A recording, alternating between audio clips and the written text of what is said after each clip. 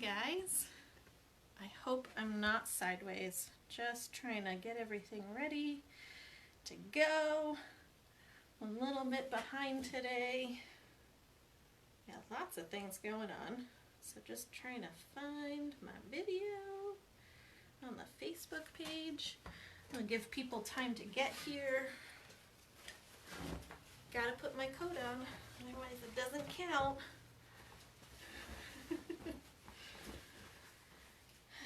Alright, happy Wednesday. I know I usually see you guys on Thursdays, but Wednesday this week, that'll work for us. And does look like I'm sideways, so I'm going to fix that. Hang on just a second. There we go. Hang on. I thought I'd figured it out, but I guess not. I'll fix you. That works a little bit better. Thanks, Mitchell. I know. Thought I was smart and I'd figured it out. Not the case. Sorry for the crinkling. Gotta get my ball of clay out of my bag.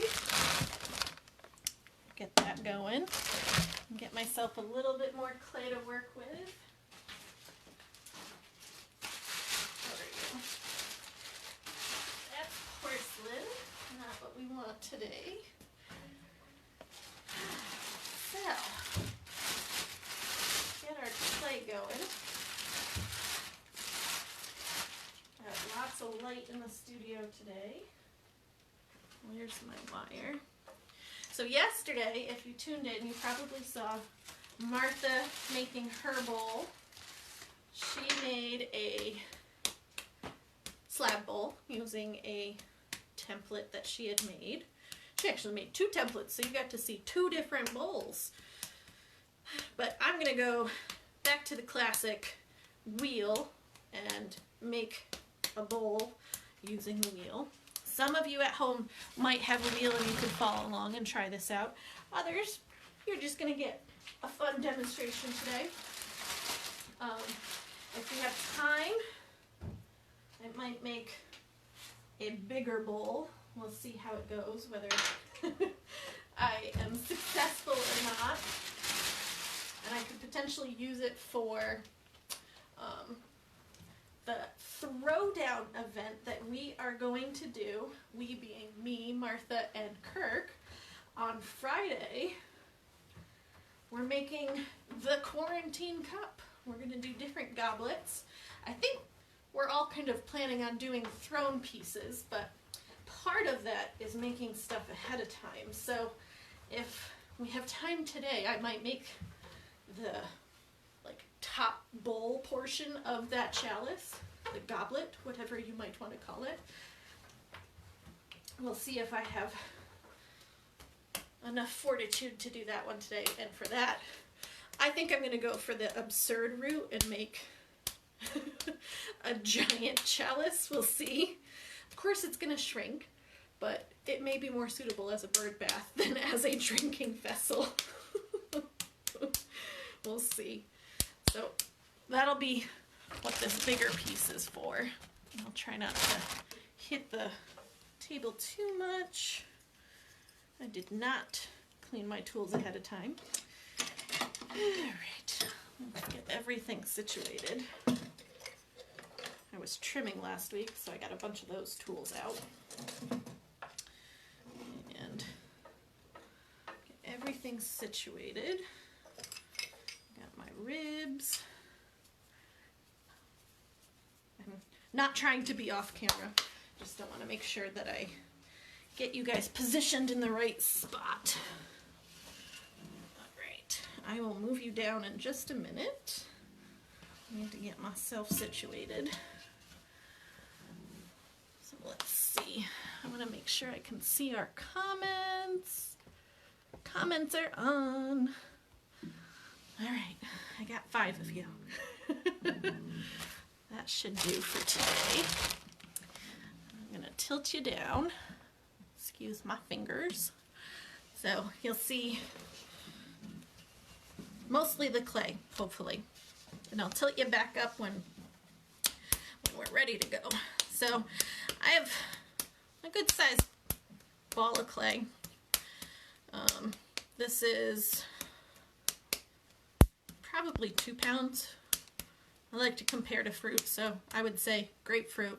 I don't eat grapefruit, but I know what it looks like. Maybe a tangerine. Get it roundish.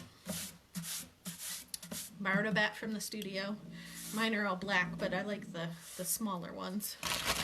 Get that out of the way. All right, so we're gonna throw this down. Plop that sucker there. Ooh, my water is cold. That'll wake you up. All right, let's get this sucker centered. So that's always the first step. So I like to kind of brace my wrists as I do that. So I put my wrists together. Some people will have a more dominant hand that kind of pushes center. Oddly enough, my left hand tends to take more of the pressure than my right hand when I'm centering.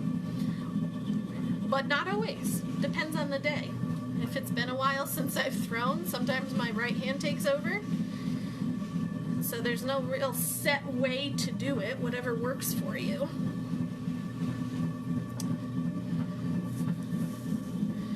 But we want to keep pushing until that clay gets right into the center. So as you develop your method, coning and centering are kind of the same thing. They blend right into one another. When I have students starting out and they've never done it before, I show it as 2 different steps. Because, I mean, they really are, but one causes the other. So they blend into one another when you get the flow down. Coning helps to center. Sometimes it's more difficult to have it as a separate step. But it's helpful to help get you kind of focused and get your clay going and plastic enough so that it's nice and flexible. And if you do have reused clay, something that you've made into something else and it has failed, coning is an important thing, as is wedging before you get it on the wheel, but coning can help work out any of those air bubbles or inconsistencies that might be hiding kind of in the middle of the clay, because essentially you're turning the clay inside out as you cone upwards. So you bring the clay up, and as you squeeze it, it takes the inside clay and puts it on the outside.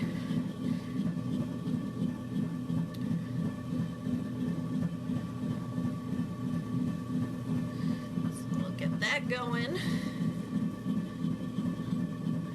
You know, I have a hard time telling time down here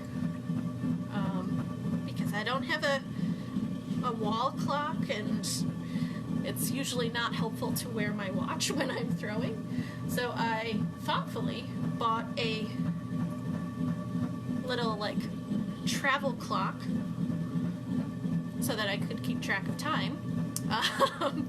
And I unthoughtfully left that behind me. So I will have to turn around and kind of check my time. Not that I have anywhere to go, but just want to make sure that we're kind of staying at an hour. It seems to be kind of the length of attention span these days. So this clay does create quite a bit of slip. I'm using probably more water than I need, which will definitely break down the clay more as you're throwing. So the less water you use, the less waste there is. But water can be helpful, and of course you can go too far and have too much water. And that's challenging. Kirk's here. Hello, Kirk. So those of you who haven't met him before, Kirk Allen is one of our instructors. He will take you through method number 3 of how to make a bowl tomorrow. He's going to be doing coiled bowl. He did a great example piece. I will put that up on 171's Facebook page. He made that last night. So I think, Kirk, you actually shared it too. So I'll make it kind of the event photo so that you can see his handiwork. Kirk's going to be working in his home studio, which I do believe is in his basement as well. And you'll get to see some of his work before you see all 3 of us on Friday. And we really don't know how that's going to go. Could be awesome. I wouldn't rule out any failures on our point. Martha mentioned yesterday, making a goblet's hard enough. Doing it live is extra challenging, so we'll see how that goes. I'm sure it will be entertaining either way. So I've opened this up. This is a pretty sizable piece of clay. I mean, this is going to be more than a cereal bowl. It could probably be a whole box of cereal if you're really hungry. But I've opened this up. I haven't gone all the way down to the bottom. I probably have a good inch of clay underneath still. And I'm going to open this even further. I like to use my sponge for this part. So I put my hand right at the 6 o'clock position and I pull straight back.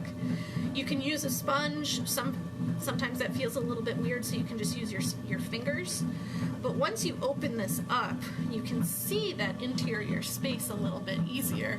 So adjusting that profile and that shape is a lot easier to do.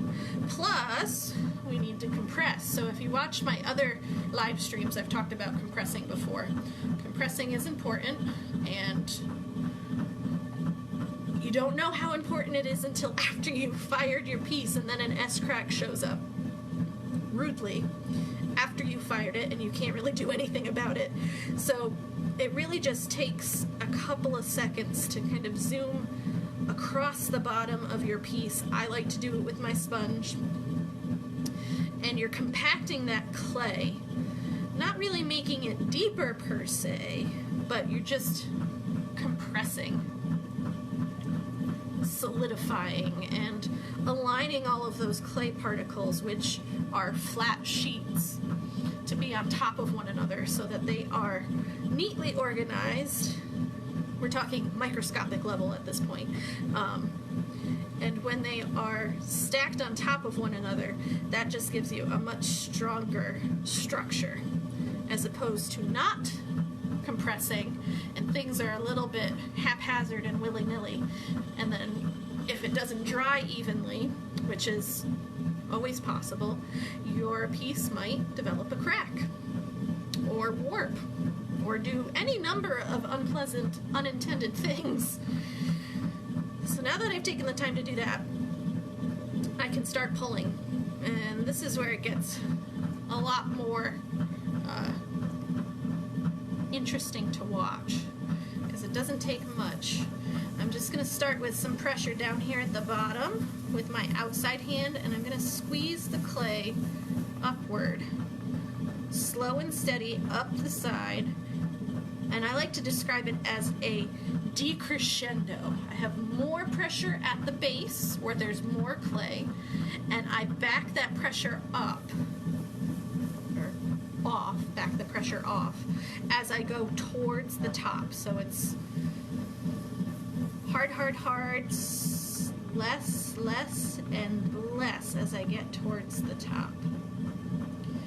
Because of course the top has the least amount of clay. It's going to want to get thinner faster, and I don't want it to. So if I lessen my pressure, that keeps it from getting too thin too quickly.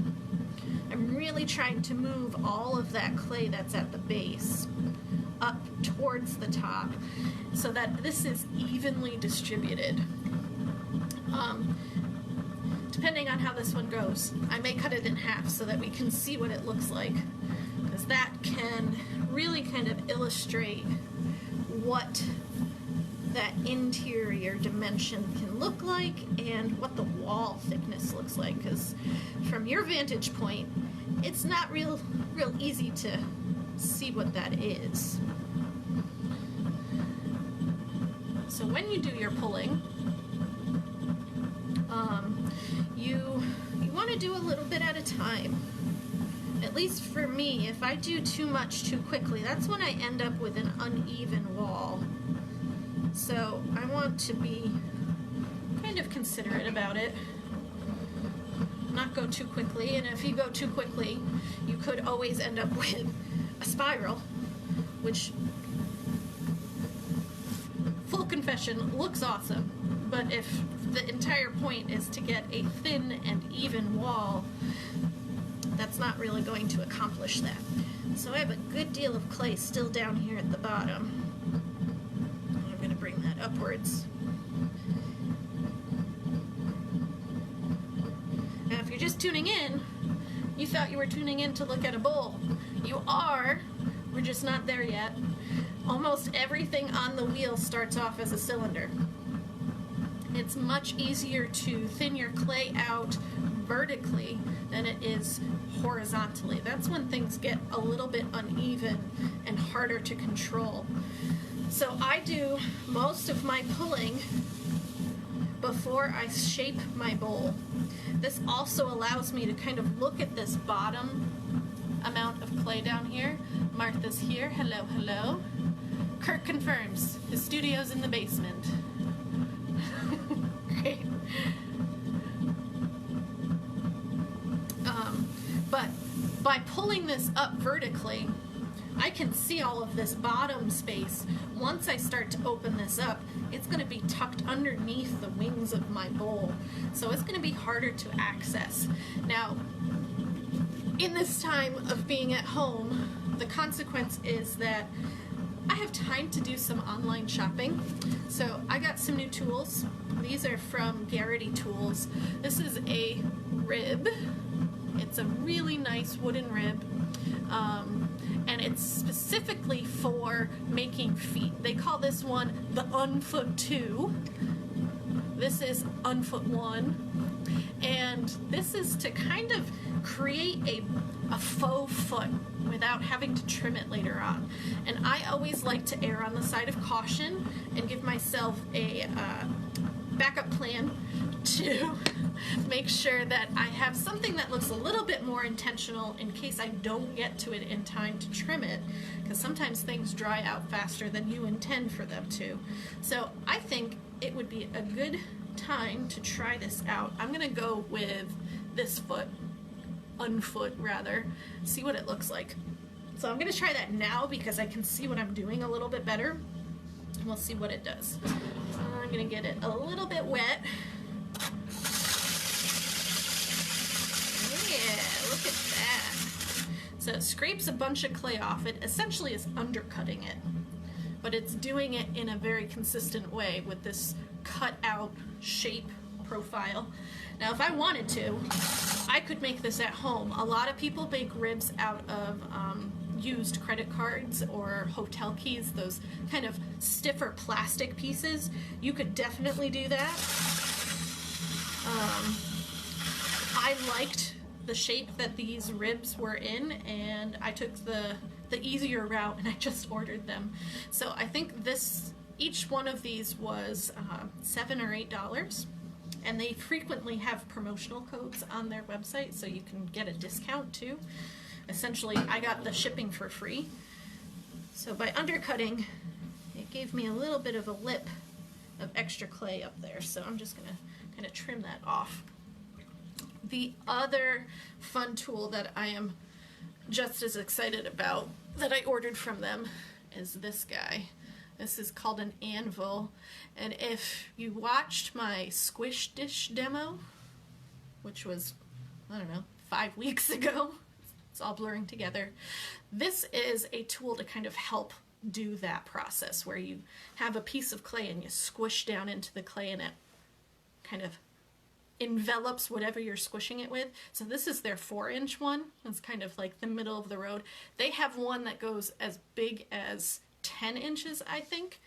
That was a little bit out of my price range. I think that one was, the one that I bought was $25 or $30, which is, you know, still a considerable amount for a piece of wood, but it's a great tool. I don't have a nice, smooth, round squisher shape, so I'm excited to use it. So now that I've done that kind of undercut down there at the bottom, I'm gonna see how wide I can get this. Now, every so often, especially if you're a wet thrower, I recommend kind of cleaning your hands off, just so that you don't get dried out clay bits into whatever it is you're throwing. It's just kind of unpleasant to work with. So just sponge them off. Also feels a little bit better. It doesn't dry on your arm hairs so that you have to pick them out later. That's not a pleasant feeling, at least that's my viewpoint on it. So I've mentioned before, my wheel kind of is on or off in terms of the motor. It doesn't have a whole lot of speed control. So I'm going to kind of give it a good push on the pedal so that it's at that full speed, so that I can start to pull this bowl out. Now, as you pull and open your bowl, you may want a hand on the side over here to kind of keep it in check. I like to kind of brace my pulling wrist with my other hand, so both of my hands are kind of above the bowl. And just like pulling, you want to do this slow and steady. If you just yank it open, it's not going to be even. And your speed of your wheel should always dictate how fast or slow your hands are moving. The slower your wheel turns, the slower your hands have to go, because if your wheel is going slow but your hands are moving fast, that's when you end up with spirals and uneven clay. So we want to try and avoid that. So slow and steady, stretch this out. Now, because I have more clay down at the bottom, I can also put some downward pressure as well as pulling it outwards. And that will give me a more rounded shape as opposed to a shape that's more like a V. I like bowls that have a smooth U-curve on the inside of them. I think they function better, and I really just like how they look. So I tend to go for a wider, flatter interior shape that has a gentle curving slope to it. We're getting into the minutia, but you know, as a thrower, we got to think about it. You know, everything has its purpose, or should, and if you take time to consider it, your pieces end up being more functional. And that's kind of what I'm going for. I want something to be used. I don't want it to go on a shelf. Yeah, it's great to display things, but I come from a long line of collectors. That's the nicer term. Some people may call it hoarding, but I have a predisposition to keeping things, and I don't have the space to keep all of those things. Compound that with the fact that I am a clay artist and art teacher. Both of those categories of people like to keep things because you never know what might be useful. That unused, clean piece of cardboard, oh, you could think of a use for that, so better keep it. I try and ask myself, do I have an immediate purpose and use for whatever it is I'm thinking about keeping? And if I don't, my rule is that I have to let it go. So I like to make things that can have a function so that they can stay.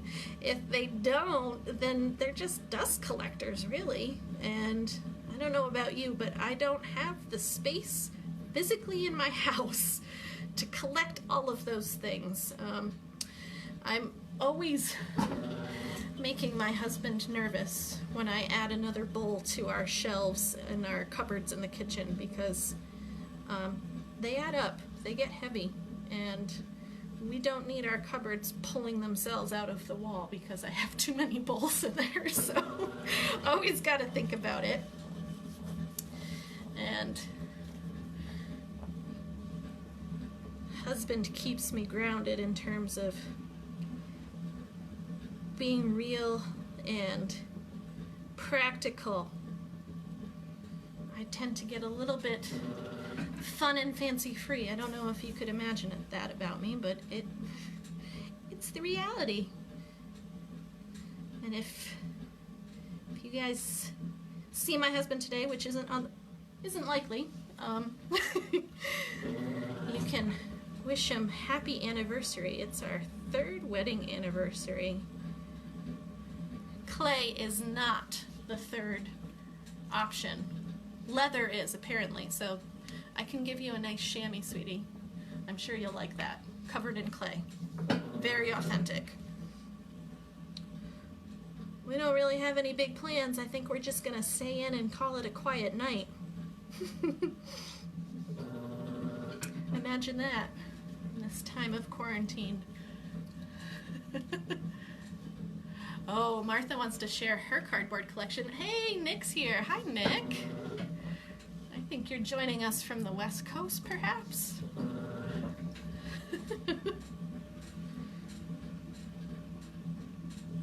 Thank you, Martha. I gotta tell you, it was not this cold when we got married 3 years ago. But going to school in Alfred, I can't say I'm super surprised that it is snowing in May. Everyone who's gone there will tell you it's snowed on graduation before. And that wouldn't be happening until this upcoming weekend. And it might snow. Alright, so I've been shaping this bowl a little bit at a time. It's gotten wider. Still not my final width. It's an okay shape right now. So I'm going to do some refining to this interior space. Down here, what I would call kind of the hips of my bowl. We give this some anatomy. Hips are above the foot, which is down here, so hips might work. The waist, perhaps. It's a little thick, and this is where a lot of people can, you know, you have a really great bowl shape, but that's where it tends to be thicker. So this is something that I've been working on myself, trying to be aware of that tricky spot. So I like to take a little bit of time to kind of finesse this, and I found that it's not just enough to go up with the clay and pull it. I'm also pushing down and out, so that helps to kind of maintain that curve that I'm going for on the interior space, and also keep it from being that V shape and more of a U. So I totally forgot to take my glasses off, so I'm gonna have my clay covered glasses today. That's all right. Got lots of screen time, so I've been wearing them more. It's a little bit odd, given that I am like one of 2 family members in our like entire family that don't need glasses, but my eyes get tired. So in my old age, I've needed to wear them, especially now since working from home. I'm looking at screens for the better part of the day. I'm sure it doesn't hurt to wear them when I'm throwing as well. It's a different type of eye fatigue. So now I'm going to get into shaping this rim a little bit. So before I turn it out, I'm going to use that special 3rd anniversary leather chamois. And I'm going to thicken the rim up a little bit. Hi, Molly! Yes, I do spoil you, sweetie. Only the best. So by just holding this chamois right over the rim, I'm not putting very much downward pressure on it at all, but just kind of enveloping on either side and slightly pulling down. I don't know if you can tell the difference, but my rim has now kind of compacted and rounded itself out so that it's going to be more durable. So just like compressing the interior space of this bowl when I started it, I've also compressed the rim, which is another place that has a higher breakage rate.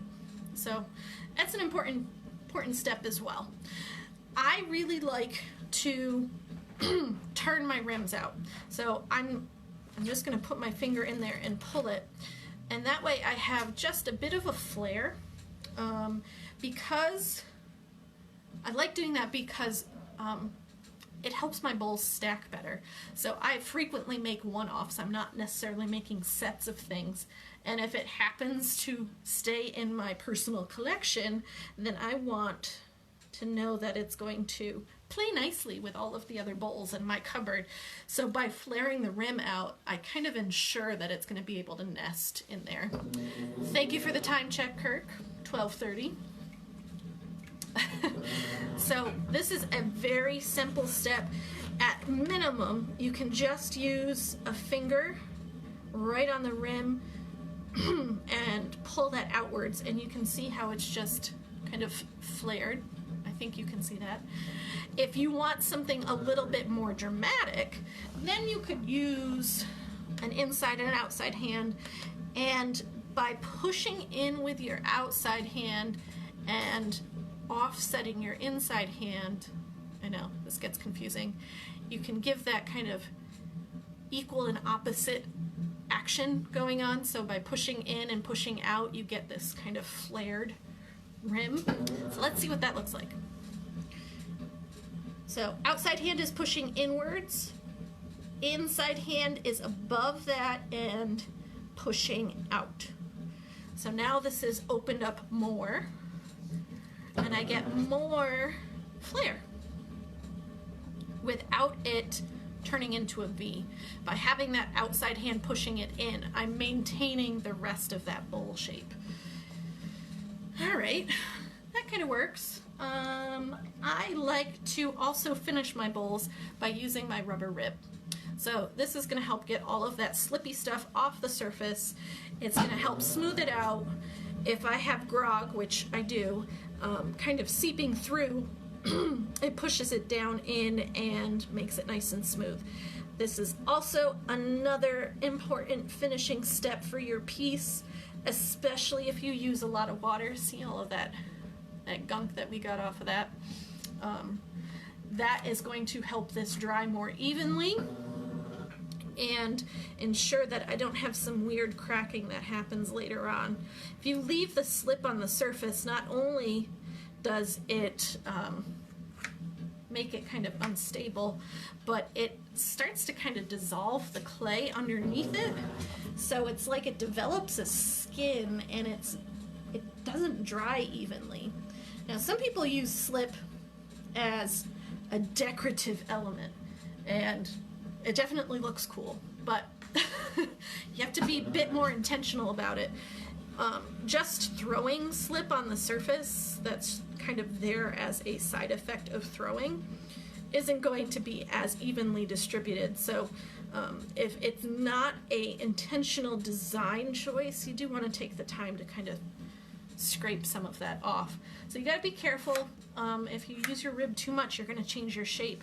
And of course, with different types of pressure from your fingers and your rib, you can start to create some throwing lines. So that can be fun to play around with. And this is where you can get lost kind of fussing with your bowl. So I always have to remind myself, follow the very sage advice, know when to quit, because you can mess it up the longer you work on it. So when you get to the rim, you might want to use that chamois again to kind of soak up some of that slip. I find that the rib is just a little bit too bulky to do any of that adjusting and that fine detail work on there. So I'm just kind of looking at it from the side. Of course, I did buy myself a mirror so that I could watch kind of what I'm doing, but habit has me going to the side to look at things. So I still have that kind of undercut from using this guy before. I'm going to leave it as is. This is a nice bowl, perfectly fine, but in the effort to be fully educational, I'm going to cut it in half so you guys can see what it looks like. I'm going to grab my wire.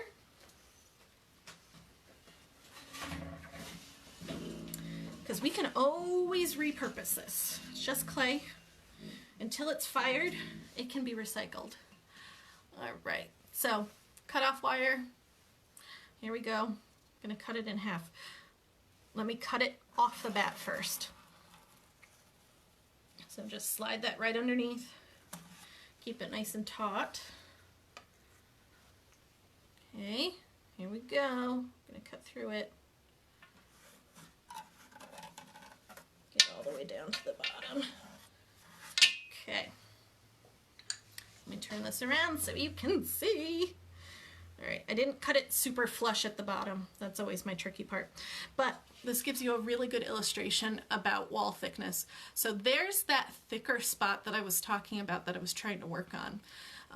So I have that unfoot, kind of that undercut at the base. Now some of this bulkiness I could trim away when it gets to the trimming phase after this is set up and become leather hard. But what I am looking for, and I'm pretty happy about, is the rest of this wall thickness going upwards. Now, when I was taught to throw, I was given the instruction that you should really only be trimming the base of your bowl. The more that I've developed my own experience, the more I realize that that should not be a hard and fast rule.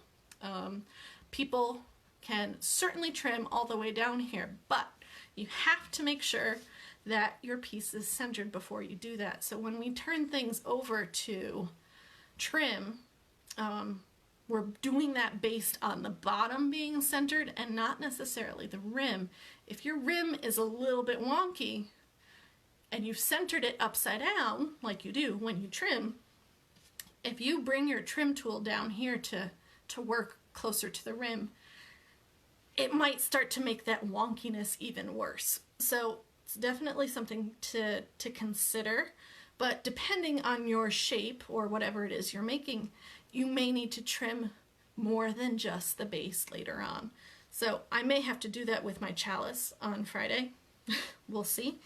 I'm going to kind of plop this aside and we'll re-wedge that up later on. Let's give my bat a cleaning. Just scrape that extra clay off of there.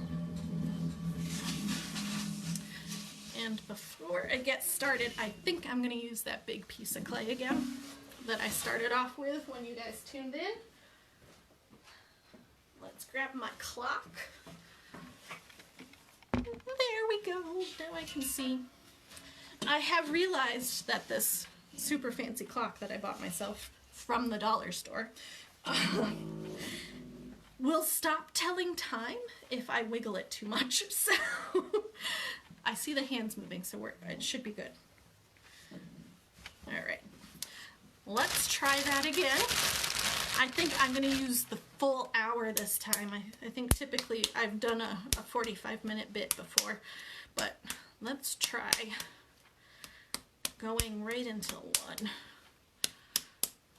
All right, so get this balled up, slam it down. If your bat tends to be a little bit wet, I recommend, sorry for the crinkles, recommend drying it off, unless you want to splash yourself in the face. So, aim right for the middle, pound that guy down. So this is a larger amount of clay. I would say this is probably 4 pounds. So let's see if I can make a bowl to then be part of an absurd chalice later on. Yeah, Kirk, I think it's about 4 pounds. So maybe this is more of a baby watermelon? I'm trying to think of a fruit that would correspond. Maybe still a grapefruit? Maybe a Florida grapefruit. Alright, so we're going to get this centered up. I want to go back to that full speed for this.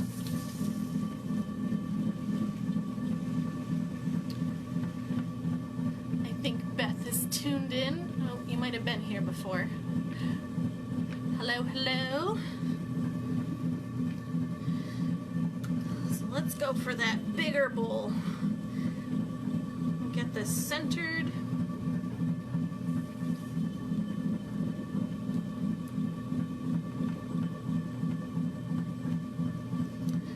So obviously the bigger your piece of clay, the taller you can get your cone. That might be a fun clay Olympic game. How tall can you cone before you topple it over? I know people have done tallest cylinder, but coning could be a challenge too. So I've been watching lots of different Instagram posts that people are putting up. Follow lots of clay people on social media, and I've noticed quite a few of them are maybe giving themselves the challenge now. Having been home, they might be a little bit bored with the same old. They're throwing bigger, you know, going for a whole bag of clay. And I know a few of our students have tried that at the studio at 171. I don't think I've ever done a full bag of clay. It's a lot. I would say that the clay would have to be fairly soft for me to do that, just because I don't think my hands can push that much. I don't know if you've ever seen videos they've kind of floated around on Facebook, but in different parts of India and Asia, there are production facilities that make cisterns entirely out of clay, and while they are throwing a lot, and I'm talking about hundreds of pounds of clay at once, they do start it off kind of as a base and then coil the clay on top of it, which is very typical Japanese technique as well.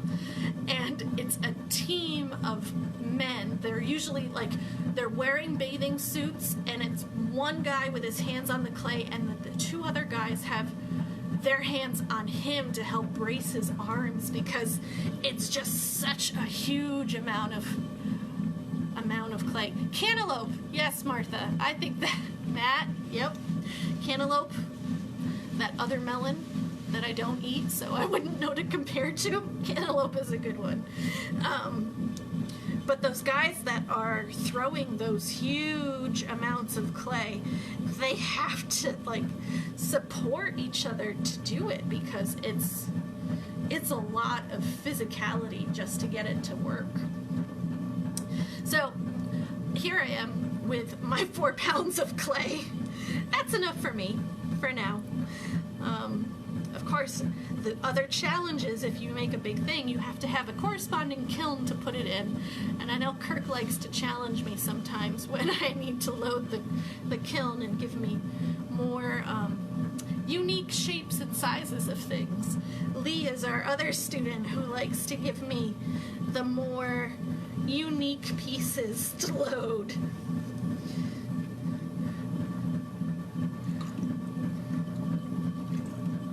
Now I'm going to clean some of this up. Never fails. As soon as my hands are covered in clay, my face gets itchy. Scrape some of this up.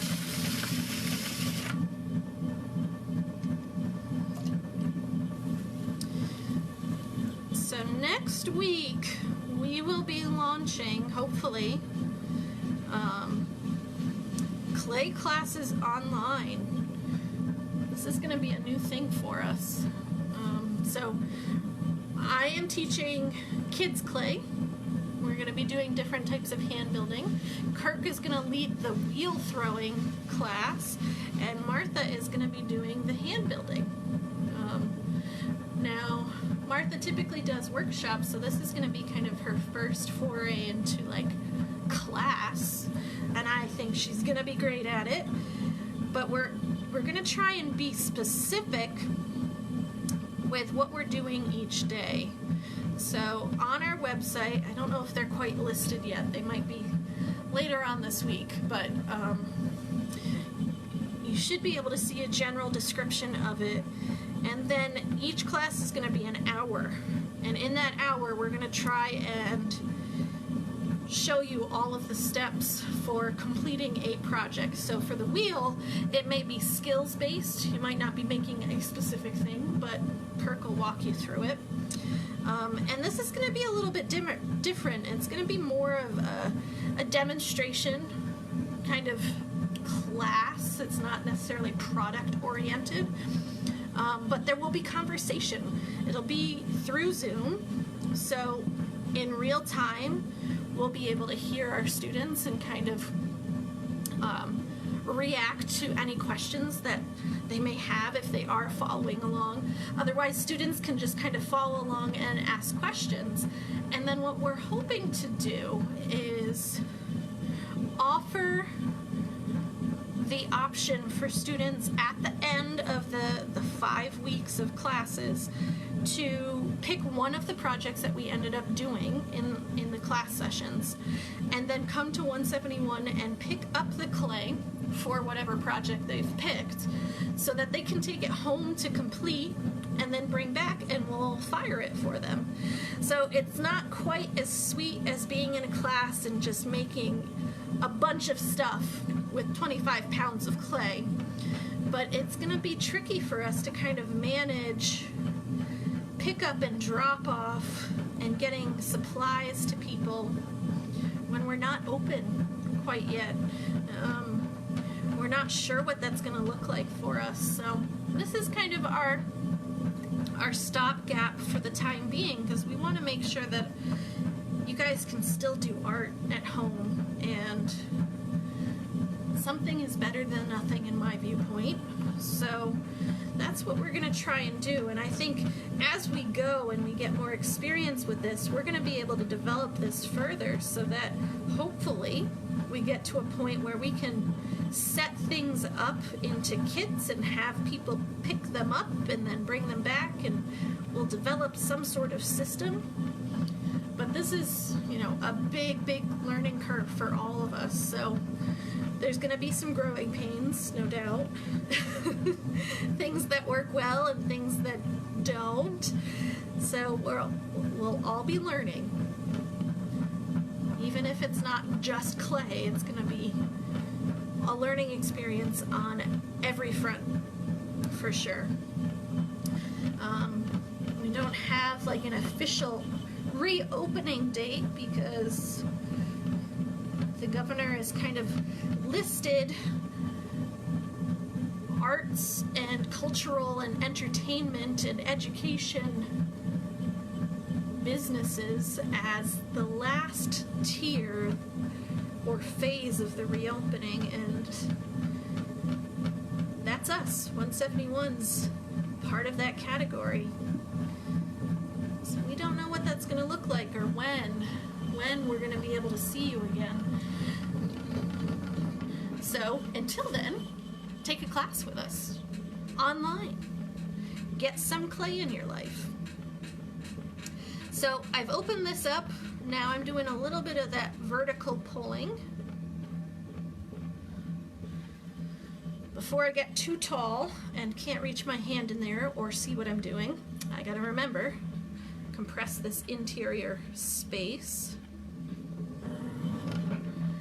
Get that top speed going. Got about 10 minutes left. Let's see if I can get that done.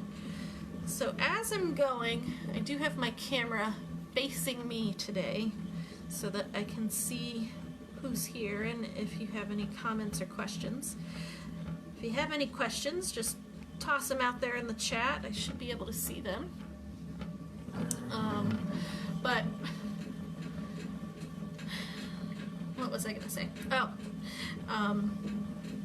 you're itching to have some art in your life.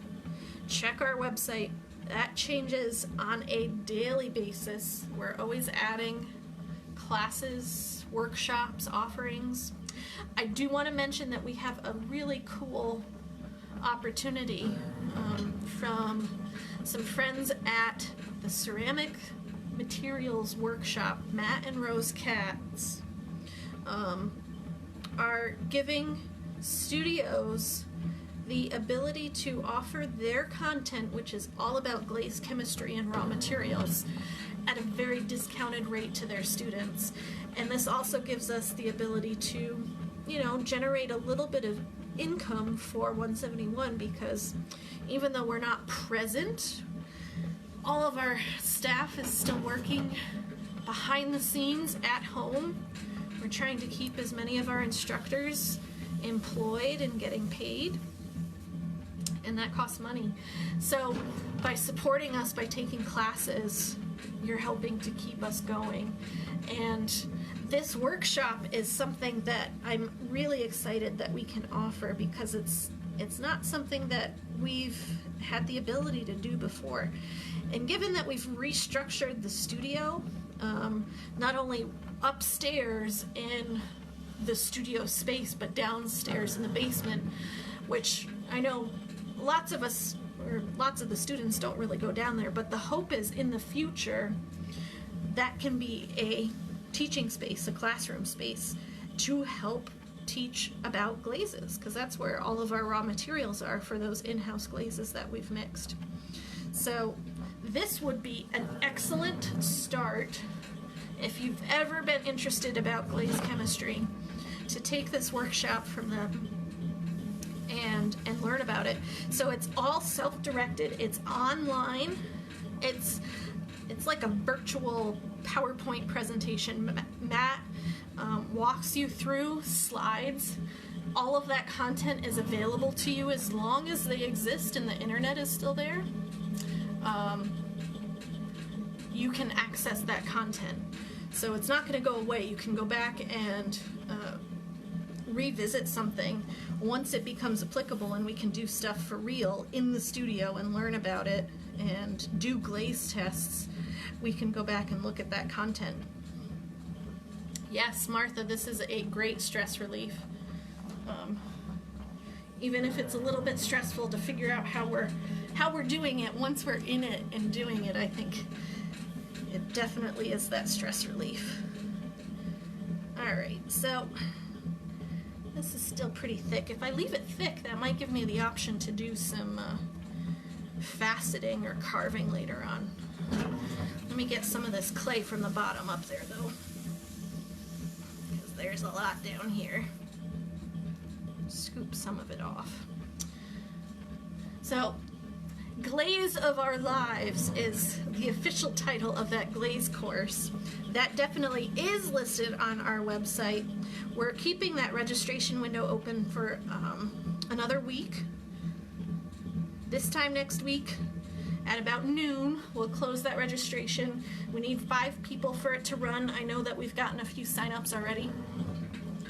And assuming it does run, we'll be able to offer it again later on, probably in the summertime, because I think people might not have time quite yet, but in the summer it might be a more viable option. So if you missed that sign-up window, there's a very high chance that we'll be able to offer it again. It's 10, maybe 12 hours worth of content. So you can watch at your own pace. If you want to do just 20 minutes at a time, you could definitely do that. Because it's not like you have a scheduled drop-in time to see what's going on. You can do it at your own pace, which I think is really helpful during the times that we're in right now. So definitely recommend checking that out. Will be worth your while for sure. All right, I've gotten this taller. Let's use that other unfoot tool. Let's try this one. Let's see what it looks like. All right, it's gonna make loud noise. So it scrapes a good deal off. Undercut that, get a little snaky of clay.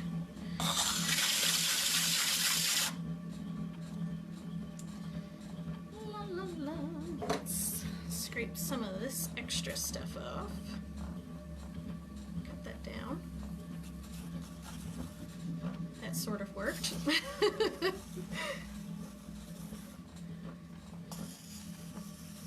Well, I don't know if I like that one. Looks okay. Let's try this nubby one. This shaped. Alright. Clock is ticking. I don't know if I'm going to finish this in time.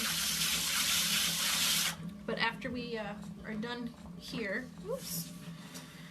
After I'm done streaming in a couple of minutes, I'll keep working on this and I'll post it in the comments later on, so if you want to come back and look at it, you can. Because as great as doing all of these classes are, it means there's some prep work that has to go behind it. So I'm gonna get busy making some examples and getting some pieces made for the throwdown on Friday. And if I can do double duty and do a live stream for you now and make a piece that I can use on Friday, that's gonna be a good use of my time.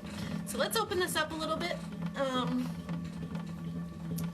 Before I sign off, let's check in. Does anybody have any questions, comments, concerns?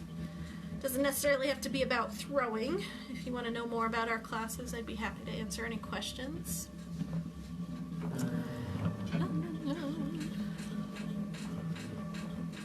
Remember, slow and steady to open this up.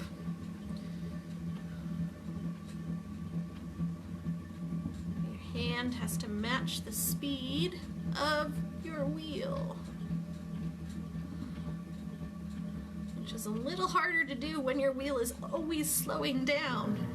The challenge of a kick wheel. You gotta remember not to make this too quick, too widely. That didn't make sense. Too wide, too quickly.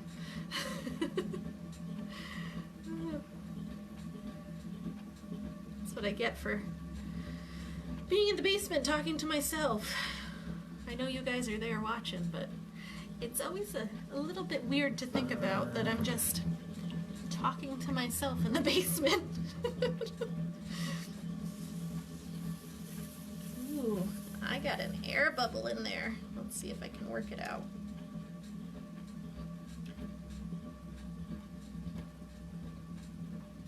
All right.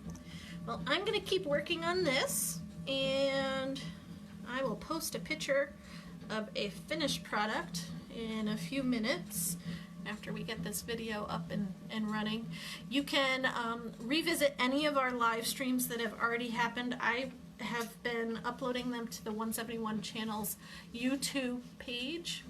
So if you want to see ones that we've done in past weeks from me or Martha, we also have some dance videos and some yoga. There's a culinary class from Miss Nithya. Lots of options. Tony and Gwen have been doing some stuff down at their homestead, and they did a maypole on Monday that was just a riot. You can visit any of those whenever you'd like. They're on 171's channel. Let me tilt this up so I'm actually talking to you. Other things that are coming up, we're going to that online space for our classes, so those are going to start next week. I think some of them are reading the classics group has actually started already. You can join those. They are less expensive than our in-person classes. Thanks for not worrying about my mental state, Kirk. I have you guys to check in on me to keep me sane. So there are classes in addition to the live streams that we're doing, so definitely check those out. If you have any questions, you can give any of us a shout via email or on our Facebook page. We also have Instagram as well. And keep a lookout. Our Kaleidoscope Gala is kind of in transition. We're going to be making some changes to that and probably going online with it, so that will be happening fairly soon, and we'll make an announcement about it. Lots of changes on our way, so make sure to check back with our website, and we'll see you guys soon. All right, bye.